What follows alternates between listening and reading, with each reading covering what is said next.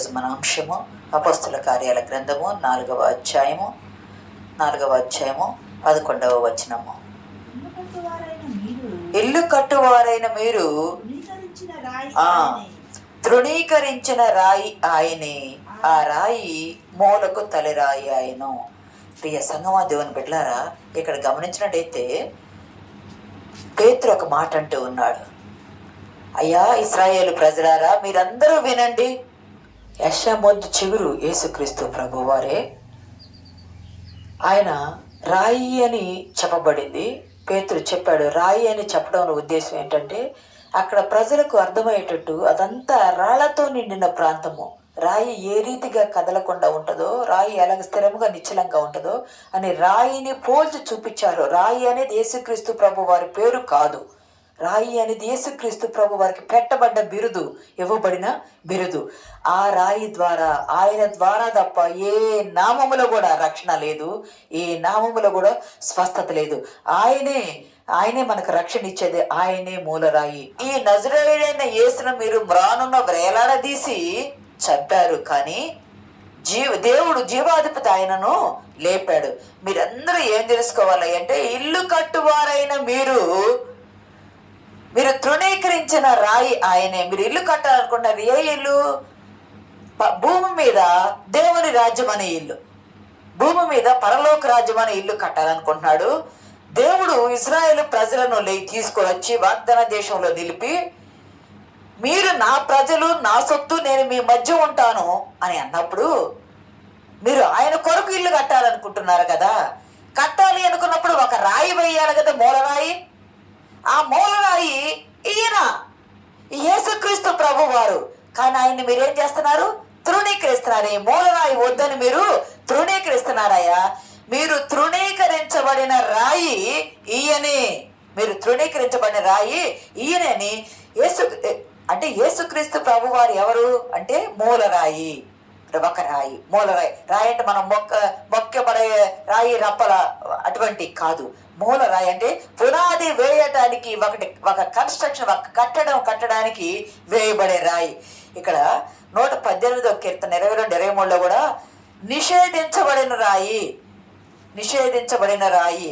ఇక్కడ యేసుక్రీస్తు ప్రభు వారు కూడా 118 కీర్తన 22-23లో ఒక మాట ఉంటుంది. అదే మత్తయి 21:42లో కూడా ఉంటుంది. మత్తయి 21:42లో కూడా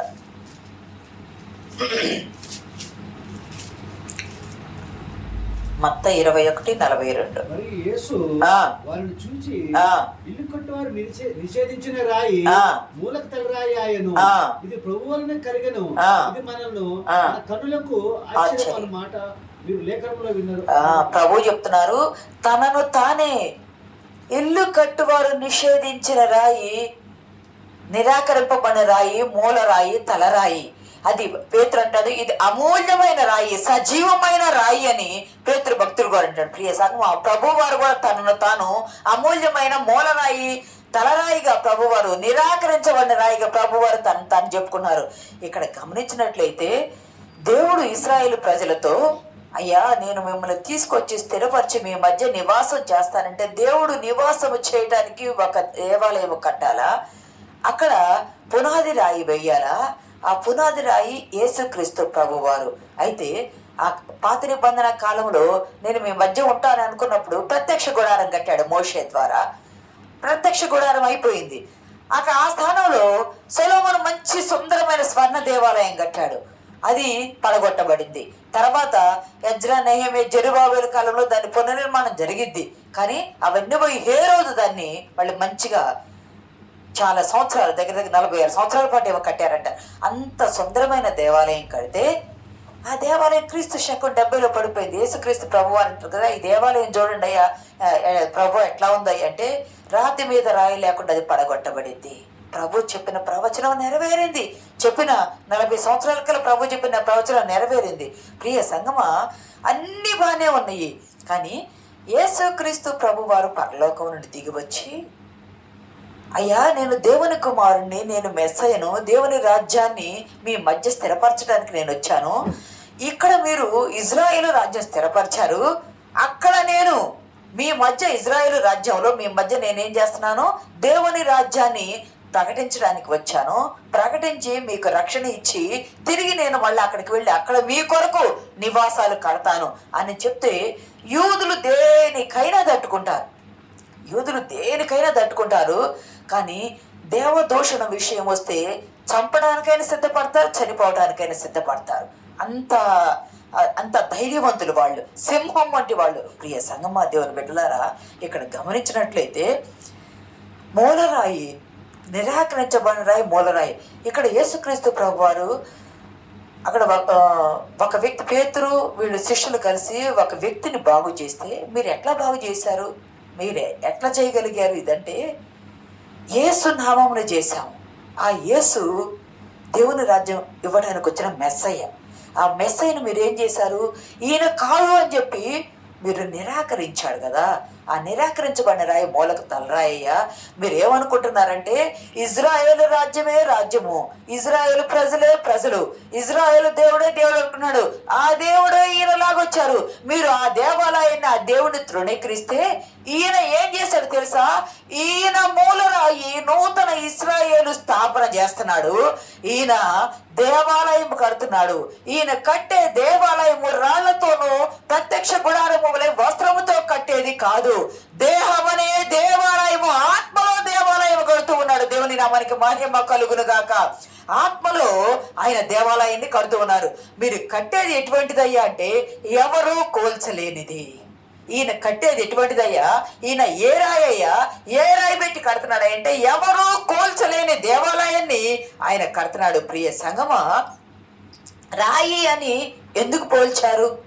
రాయి అని పోల్చారంటే రాయి అంటే కదలనిది, బరువైనది, స్థిరమైనది, నిశ్చలమైనది. కదలందది, బరువైంది, స్థిరమైంది, నిశ్చలంగా ఉంటది. అటువంటి రాయి. యేసుక్రీస్తు ప్రభు వారు ఎలా ఉన్నారు? తుఫాను వచ్చింది, గద్దించారు. గాలి వచ్చింది, గద్దించారు. సాతాను శోధించింది, గద్దించారు. శ్రమ వచ్చింది, జయించారు.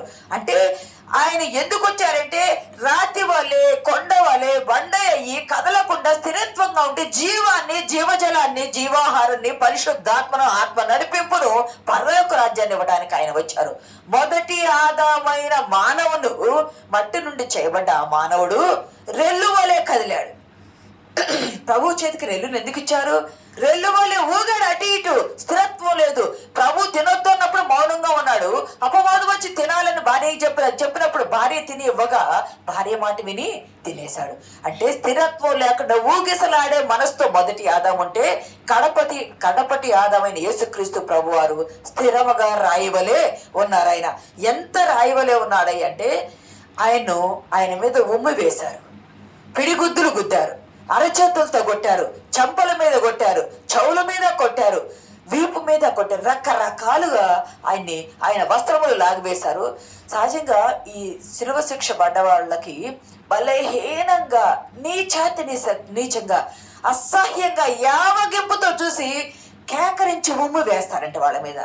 ఛీ, నువ్వు ఇటువంటి వాడువా అని కేకరించి పెద్ద దుర్మార్గం చేసిన వాళ్ళ మీద వేసి బతికేస్తారు. ప్రభువారు ఏ పాపం చేయలేదు, కానీ మన కొరకు ఆయన అవమానపరచబడ్డాడు. ఇక్కడ గమనించినట్లయితే ఎఫెసీ పత్రికలో ఒక మాట ఉంటుంది. ఎఫెసీ పత్రిక 2:19 కాబట్టి వీరికి మీదట జనులను పరదేశుడై ఉండక పరిశుద్ధులతో ఏకపట్టణస్థులను దేవుని ఇంటి వారుడై ఉన్నారు. క్రీస్తు యేసే ముఖ్యమైన మూలరాయి ఉండగా అపొస్తలులను ప్రవక్తలను వేసిన పునాది మీద మీరు కట్టబడి ఉన్నారు. ప్రతి కట్టడమును లాస్ట్ లో ఒక మాట ఉంటది, చక్కగా అమర్చబడి ప్రభునందు పరిశుద్ధమైన దేవాలయం ఒకటకు వృద్ధి పొందుచున్నది. ఆయనలో మీరు కూడా ఆత్మ మూలంగా దేవునికి నివాస స్థలమై ఉన్నట్టుకు కట్టబడుచున్నారు. యేసుక్రీస్తు ప్రభు వారు ముఖ్యమైన మూలరాయి, పునాది రాయి ఉండగా మిగిలిన శిష్యులు ప్రవక్తల పునాది మీద కట్టబడి ఉన్నారు. మనందరం ఎవరమయ్యా అంటే ఆ ఆలయములో రాళ్లవలే, సజీవమైన రాళ్లవలే ఉన్నాము. అంటే దేవుని ఆలయంగా. పాత నిబంధనలో ప్రత్యక్ష గుడారం కట్టారు, అది తీసివేశారు. దేవాలయం కట్టారు, అది పడగొట్టబడింది. కానీ యేసు క్రీస్తు ప్రభు వారు వచ్చి మూలరాయి కట్టబడిన దేహము అనే దేవాలయములో యేసు క్రీస్తు వారు సంఘముగా ఉండి ఆయన కట్టబడిన ఆ దేవాలయంలో మనందరము సజీవమైన రాళ్ళవలే, ఆయన శరీరములోని అవయముల వలె మనం అయ్యున్నాము. ఇక్కడ అదే మాట చెప్తున్నారు. యేసుక్రీస్తు ప్రభువారు అయ్యా నేనే మెస్సైనయ్యా, నేనే దేవుని కుమారునయ్యా అని చెప్తే ఓర్వలేక వాళ్ళు తిరస్కరించారు. కానీ ప్రవచన నెరవేర్పు జరగాలి కదా. ఎలా సంఘం వచ్చింది? ఎలా సంఘం వచ్చింది? ఈ రాయి నుండి ఎలా సంఘం వచ్చింది అంటే చూడవలసిన. ఎందుకంటే యెషయా 53:5 చూస్తాం కదా, అతడు పొందిన దెబ్బల ద్వారా మనకు స్వస్థ. మనందరము గొర్రెల వలె త్రోవ తప్పిపోయాము, ఆయన పొందిన దెబ్బల ద్వారా మనకు స్వస్థత కలుగుతుందన్నారు. ఎట్లా పేతురు 2:24 ఉంటది, ఆయన పొందిన దెబ్బల ద్వారా, ఆయన గాయాల ద్వారా మీకు స్వస్థత, రక్షణ కలుగుతుందన్నది. ప్రియ సంగమా, ఈ కుంటివాడు ఎలా బాగుపడ్డాడయ్యా అని అంటే ఈ యేసును మీరు, ఈ జీవాధిపతిని మీరు చంపారు, కానీ దేవుడు ఆయనను లేపాడు. ఆ లేపబడిన యేసు నామములో స్వస్థత వస్తుంది. ఆ యేసు నామములో తప్ప రక్షణ. ఇందాక మనం చదివాం కదా అపొస్తలుల కార్యాల్లో 4:12 ఒక మాట ఉంటది. 4:12 మరి ఎవని వలనను ఇల్లు కట్టువారైన మీరు తృణీకరించిన రాయి ఆయనే, ఆ రాయి మూలకు తలరాయి అయిన, మరి ఎవరి వలన రక్షణ కలుగుదు? ఈ నామమునే మనకు రక్షణ పొందవలని, కానీ ఆకాశం క్రింద మనుషులు ఇవ్వబడిన మరి ఏ నామమున రక్షణ కలగదు. మనకు రక్షణ, స్వస్థత యేసు నామములో వచ్చింది. స్వస్థత ఎలాగొచ్చిందయ్యా అని మనం అనుకుంటే, ప్రియ సంగమా దేవుని బిడ్డలారా, జకర్యాలో ఒక మాట ఉంటది. స్వస్థత ఎలాగొచ్చింది అంటే జకర్యా గ్రంథము 3వ అధ్యాయము, జకర్యా గ్రంథం 3వ అధ్యాయము 8-9 వచనాల్లో ఒక మాట ఉంటది. ప్రధాన యాజకుడైన యెహోషువ నీ ఎదుట కూర్చుండి నీ సహకారులు చిగురు అనే మాట వచ్చింది అక్కడ. యేసుక్రీస్తు ప్రభు వారు ఎవరయ్య అంటే యెషయా మొద్దు చిగురు. యేసుక్రీస్తు ప్రభువారు యెషయా మొద్దు చిగురు. అంతేకాదు ఆ యెహోషువ ఎదుట పెట్టబడిన ఆ రాతికి ఎన్నున్నాయి? 7 నేత్రములు ఉన్నాయి. ప్రియ సంగమా దేవుని బిడ్డలారా, ఇక్కడ మనం చెప్పుకున్నాం కదా, రాయి అంటే కదలదు, రాయి అంటే స్థిరము, నిశ్చలము అని. బరువైనది ఎవరు దాని మీద పడ్డా అది నలిచేయను లేదా తునకలుగా చేయను అని ఉంది కదా. ఇక్కడ గమనించినట్లయితే ఆ రాయి యేసుక్రీస్తు ప్రభు అన్నారు. ఆ రాతికి 7 నేత్రములు ఉన్నాయి. ఈరోజు మన అంశము ఆ రాతికి 7 నేత్రములు. ఈరోజు మన అంశం ఆ రాతికి 7 నేత్రములు. 7 నేత్రములు ఉండటం ఏమిటి? 7 నేత్రములు ఉండటం ఏంటంటే మనం ఒక పాట పాడతాం, పంచగాయాలలో దాచుకోవయ్యని. ఆంధ్ర క్రైస్తవ కీర్తనలో శ్రమల దానాలు పడతాం, 5 గాయములు ఉంది నావా, 5 గాయములు అని మన పాట పాడతాము. 5 గాయములని మన పాటలు పాడతాం, కానీ 5 గాయాలని బైబిల్లో ఇవ్వబడలా. ఎక్కడ 5 గాయాలను బైబిల్లో ఎక్కడా ఇవ్వబడలా. ఆయనకు ఆ రాతికి 7 నేత్రములయ్యా అని అంటప్పుడు ఎప్పుడు సంగమ ప్రారంభమైందయ్యా అంటే ఆ రాతికి 7 నేత్రములు చేయబడ్డప్పుడు సంఘము ప్రారంభమైంది. ఆ రాయి ఎవరయ్యా అంటే యేసుక్రీస్తు ప్రభు వారు. ప్రధాన యాజకుల యొద్దకు ఆయన పట్టుకుని గెత్సేమనే వనంలో ఆయన తీసుకుని వెళ్ళినప్పుడు వారి యొద్దకు ఈయన సిలువ శిక్ష కొరడాలతో కొట్టించారు కదా. మొదటి గాయము ఎక్కడైందయ్యా అంటే ఆయన వీపును 39 కొరడా దెబ్బలు కొట్టించి, మన కొరడా దెబ్బలు చెప్పుకున్న అంశము కొట్టించి, ఆయన వీపు ఎలాగుందయ్యా అంటే నా వీపు చాళ్ళవలే దున్నబడింది. ఆయన వీపు 129 కీర్తన 3 అంటాడు కదా, చాళ్ళవలే దున్నబడింది.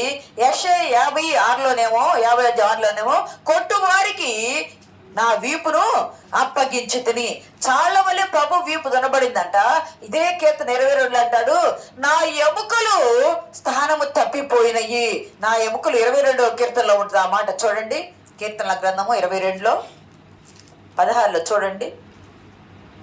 నా చుట్టుకొని ఉన్నవి, దుర్మార్గులు గుంపు కూడి నన్ను ఆవరించి ఉన్నారు. వారు నా చేతులను నా పాదములను పొడిచి ఉన్నారు. నా ఎముకలన్నీ నేను లెక్కింపగలను. నా ఎముకలన్నీ కూడా నేను లెక్కించగలను. అంటే ఒంటి మీద, వీపు మీద మాంసము అనేది లేదు, లెక్క పెట్టడానికి ఎముకలు కనిపిస్తూ ఉన్నాయి. మొదటి గాయము ఎక్కడైందయ్యా? ఆ రాతికి ఎక్కడ మొదటి గాయమయ్యి అంటే చీల్చబడిన ఆయన దేహం ఏమైంది? చీల్చబడింది. మొదటి గాయము చీల్చబడిన గాయము. ఆ రాతికి 7 నేత్రములు. ఆయన అవి ఆ గాయాలు ఎలా ఉన్నాయి అంటే, కన్ను మోస్తాము, కన్ను తెరిస్తే విప్పబడిన కన్ను ఉంటది కదా, విప్పబడిన కన్ను వలె. కన్నుతో ఎందుకు పోల్చారా అంటే, కన్ను చూస్తుంది, కన్ను మాట్లాడుతుంది, కన్నులతో సైగలు చేస్తారు, కన్ను మాట్లాడుతుంది, కన్ను కన్నీరు గారుస్తుంది. కన్ను చూసిద్ది, కన్ను మాట్లాడిద్ది, కన్ను కన్నీరు గార్చిద్ది. యేసుక్రీస్తు ప్రభువారు గాయము కంటి వలె చీల్చబడిన దానిలోండి రక్తము చివరికి ఒక్క ఓటికొండ వంటి వాడనైతే నేను ఉంది వాక్యంలో కదా, ఓటికొండ వంటి వాడినైతే నేను ఉంది కదా, కీర్తన 31:12లో, నేను ఓటికొండ వంటి వలనమై స్మరణకు రాని వాడి వలె అయితే ఓటికొండ వంటి వాడనైతే నేను ఉంటది. ఓటికొండలో నీరు గాని ఏదైనా ద్రవం పోస్తే మొత్తము కారిపోయి ఏమి లేకుండా ఖాళీ కొండ ఉంటది. శిలువ మీద వేలాడబడ్డ యేసు క్రీస్తు ప్రభు వారిలో వీపు మీద చీల్చబడిన గాయము, ఆ గాయముతో రక్తం అంతా కారిపోయింది. అది కొట్టబడిన పదే కొట్టిన చోట పదే కొట్టడాన ఆ గాయం ఏమైందంటే చీల్చబడి పెద్దగా అయిపోయింది. అంటే ఇది ఎందుకు జరిగిందయ్యా అంటే ప్రవచన నెరవేర్పు. ఆయన పొందిన దెబ్బల ద్వారా మనకు స్వస్థత కావాలి కదా. ఇంకా అంతేకాదు, ఆయన గుండె చెదరని వాడిని 52:14లో కూడా ఒక మాట ఉన్నది. 52:14లో కూడా ప్రవచన నెరవేర్పు జరిగింది. ప్రియ సంగమా, దేవుని బిడ్డలారా, కీర్తనలు అంటాడు, గుండె చెదరైన వాడిని బాగు చేసేవాడు ఆయనే, వారి గాయాలన్నీ కట్టువాడు ఆయనని. కీర్తన 47లో ఉంటుంది, కానీ అది అవసరం 52:14లో ఉంటుంది. చదవండి. ఏ మనిషి రూపము కంటే అతని ముఖమును, నర రూపము కంటే అతని రూపమును చాలా వికారమని చాలా మంది చాలా మంది మనిషి రూపం కంటే మనిషి రూపం పోయింది, సొగసు స్వరూపం లేదు, మనిషి రూపం పోయింది. అనేకులు విస్మయం పొందేటట్టు ఆయన రూపమే మారిపోయింది. అలాగూ కొట్టబడి, ముఖం కొట్టబడి, అరచేతులతో కొట్టారు, పిడిగుద్దులు గుద్దారు, ఆయన్ని మామూలుగా ముసుగు వేసి కొట్టారు, ఎవరో ప్రవచించి చెప్పని కొట్టారు, చెంపలు పెరికి వేశారు, వెంట్రుకలు పెరికి వేశారు, కమిలిపోయి వాచిపోయి మోహము మనిషి గుర్తుపట్టలేనంతగా ఆయన గాయాలైపోయినాయి. వీపు మీద నాగటి చాలవలే దున్నబడి ఎముకలన్నీ లెక్కించే స్థితిగా చేల్చబడింది గాయము. ఇవన్నీ ఎందుకయ్యా అంటే, కొట్టువారికి నా వీపును అప్పగించానన్న ప్రవచన నెరవేర్పు జరగాలి కదా. ప్రవచన నెరవేర్పు జరిగింది. రాతికి మొదటి నేత్రం అది. రెండవది మార్కు సువార్త 12:17 చూడవసరం లేదు, కానీ రెండవది ఏంటంటే ముళ్ళ కిరీటం పెట్టారు.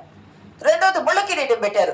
ముళ్ళ కిరీటము మొన్న ముళ్ళ కిరీటంలో చెప్పారు కదా, బాగా వంకులు తిరిగిన కిందకి వంగినట్టు ఉండేటువంటి ఆ ముళ్ళు వాళ్ళు పెట్టారు అంటే జెంటిల్ గా నైస్ గా పెట్టడం కాదు, భయంకరంగా వారు గుచ్చారు, ఆ తలకు గుచ్చారు. ఎలా గుచ్చారు అంటే, కిందకు ఉన్న ముళ్ళు పుర్రెలోకి దిగిపోయే రీతిగా గుచ్చారు, పుర్రెలోకి తలలోకి దిగిపోయే రీతిగా ఆ ముళ్ళు గుచ్చారు.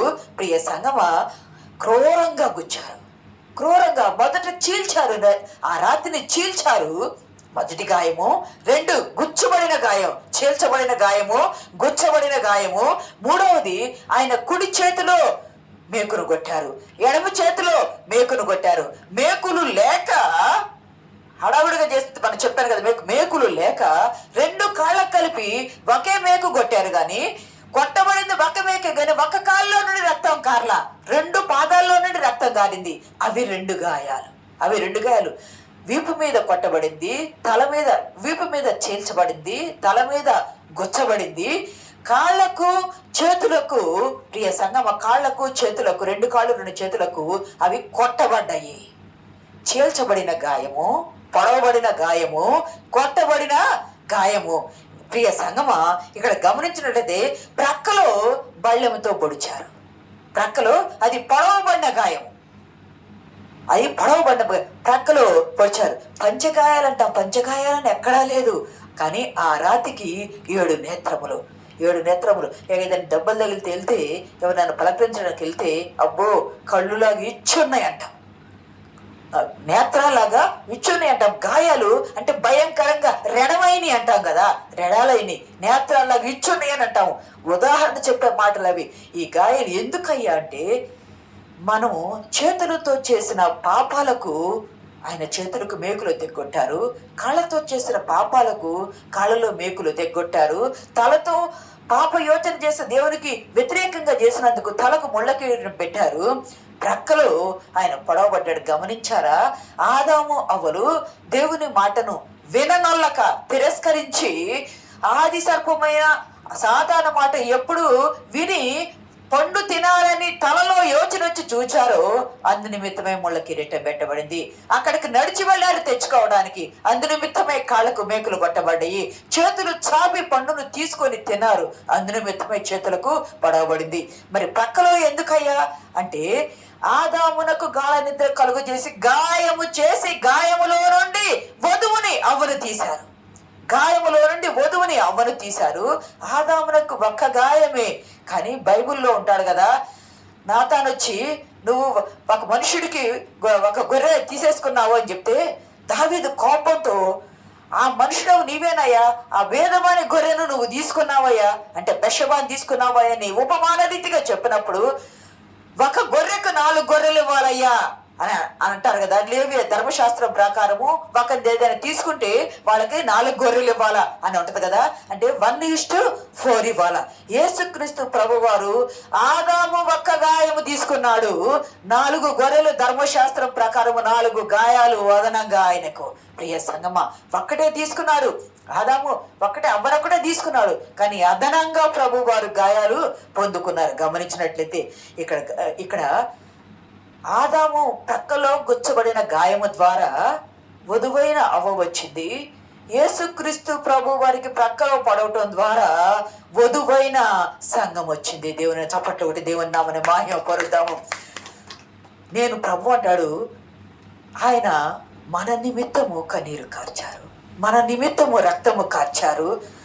అవ్వ నుండి వధువు సంఘం వచ్చింది, వధువు వచ్చింది, ఆ వధువు పతనమైపోయింది.